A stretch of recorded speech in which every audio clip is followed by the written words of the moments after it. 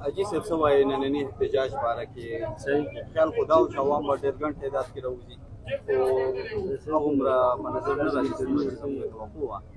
څه وایي تاسو بسم الله الرحمن الرحیم ډېره مننه د شمال ریډیو د وحید خان صاحب دا حقیقت دی چې د باجوړ خلک چې دی دا د کم وخت نه 2005 چې نه په دیو باندې دا حالات را روان دي او ورځ ورځ باندې شهیدان کیږي مړي کیږي نن په بم کې مړ شو نن په ټارګټ کلینګ کې مړ شو نن په ډرون کې مړ شو نن په شیلینګ کې مړ شو او د باجوړ قوم د دې باوجود راایخیږي نه راپاسیږي نه نن کو ته وګورې پرون یو ښایسته ځوان امیر اعظم هغه شهید شو نامعلومه دا څه اولنی شهید د باجوړ نه دی نه اولنی ځل دی په دې نه مخکې هم د هرې طبقې خو هغه د علما دي خو هغه تاجر دی خو هغه سیاسي دی خو هغه ملک دی دا ټول د دې باجوړ قام دی او د باجوړ پښتانه دي خو چې کوم مري هغه منګه خخو خو د راتلونکي وخت او د راتلونکي دور د سبا سوچ زمونږ سره نشته او که سبا سوچ چېرته وی نو په نن په کار دا وه چې دا هر څه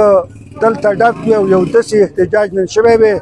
او د امیر اعظم شهید دپاره نه کولی د خپل ځان دپاره د خپل سر دپاره د خپلو بچو دپاره د خپلې خاورې دپاره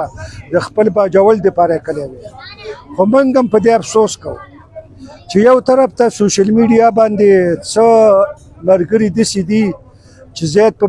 باجوړ کې نه یا په سعودي کې یا په لندن کې یا په امریکا کې مختلف ملکونو کې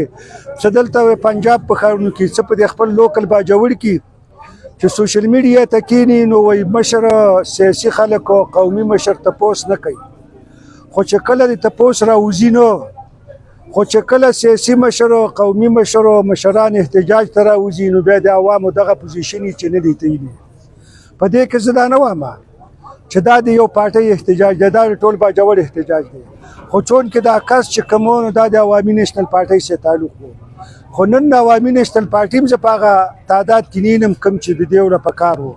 دغسې نورې پارټۍ هم په هغه احتجاج کې نه یم څه خبرې وشولې تاسو که سوچ وکئ نو موږ به دا ووایو چې ماندل هم یو قوم دی دا شهید په ماندلو کې شوی دی د هغو د قوم سره تعلق ساتي خو نن په دې احتجاج کې تاسو د ماندل قوم هم شمار کوئ چې څونه خلک راغلی دی او څونه خلک په احتجاج کې شامل دي نو زه په دې باندې افسوس موږ کوو ډېر زیات پې کوو چې موږ هر میشه دا چغوو خو دا یې حل هم نه دی دا یو د غم سره تړلی شی دی چې کله غم وشي خلک جاړي چغې وایي فریاد کوي پریشاني کوي خو مستقل حل چې کوم دی نو هغه دا نه دی خو چې څونکې عوام پبلک دې له نه راځي احتجاج له نه راځي نو نور د دې نه سختې فیصلې له به څه راشي نو موږ انشاءالله دې لپاره جرګه کوو چې یو سخته فیصله وکړو باجوړ کې د امن فضا قایمه شي ډېره مننه